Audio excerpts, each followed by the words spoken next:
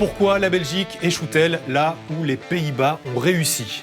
Voilà, à peu de choses près, la question que plusieurs députés se posent et ont posée aux ministres compétents. Et ça, le SCAN le sait, car il y était.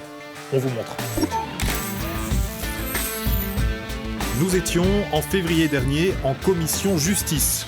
Un peu de présence, un peu de distance et un député, celui-ci, qui interpelle le ministre de la Justice, celui-là, pour lui rappeler que certains Belges perçoivent toujours, à l'heure actuelle, en 2021, une pension de guerre nazie en Belgique.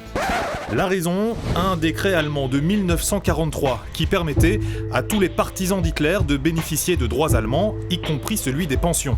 78 ans plus tard, figurez-vous que l'Allemagne applique toujours ce décret qui concerne donc quelques Belges. Le ministre le confirme. À la date du 19 janvier 2021, il existe encore 9 bénéficiaires en Belgique de pensions de guerre. 4 invalides de guerre, dont 3 Allemands qui se sont installés en Belgique après la guerre.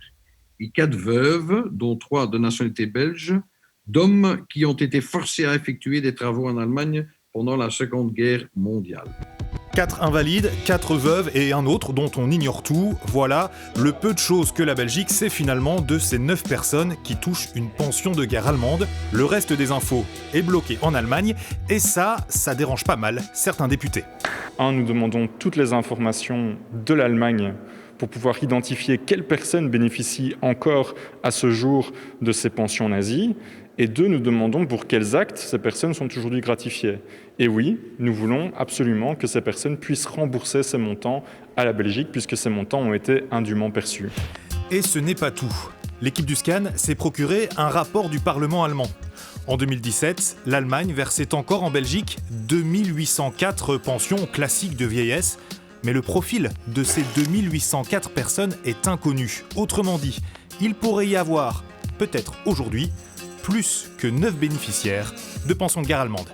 Alors très souvent, les ministres belges disent qu'il y a des blocages politiques en Allemagne et que c'est pour ça finalement que l'information n'arrive pas jusque chez nous. Mais alors, comment expliquer qu'elle arrive jusqu'aux Pays-Bas? Car oui, les Pays-Bas ont justement réussi en début d'année à obtenir une liste de noms. Comment? Eh bien, en les demandant, tout simplement. Ils l'ont fait sur base fiscale, ce que la Belgique se refuse de faire. Ces pensions ne sont en effet pas soumises à des conditions fiscales en Belgique, alors que cela semble bien être le cas dans le cadre de la convention entre l'Allemagne et les Pays-Bas. Bon, on parle de pension de guerre, mais en fait, à combien est-ce qu'elle s'élève? Eh bien, c'est variable. De 300 à parfois plus de 1000 euros. En tout cas, extrêmement plus que la quarantaine d'euros que reçoivent les victimes de guerre. Et ce n'est pas tout. Les victimes qui bénéficient d'une toute petite allocation mensuelle, cette allocation est fiscalisée. Par contre, les pensions qui sont versées par l'Allemagne pour les collaborateurs ou d'anciens membres de l'ASS, elles ne sont pas fiscalisées, ni en Allemagne, ni en Belgique.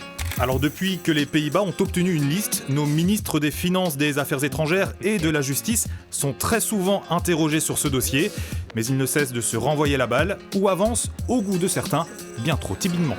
Je vous avoue que je perds ma patience parce que je crains vraiment qu'avec l'écoulement du temps, notre combat finisse par ne plus être d'actualité. Comme à chaque fois, vous pouvez envoyer vos idées, vos infos sur cette adresse, lescan@rtbf.be.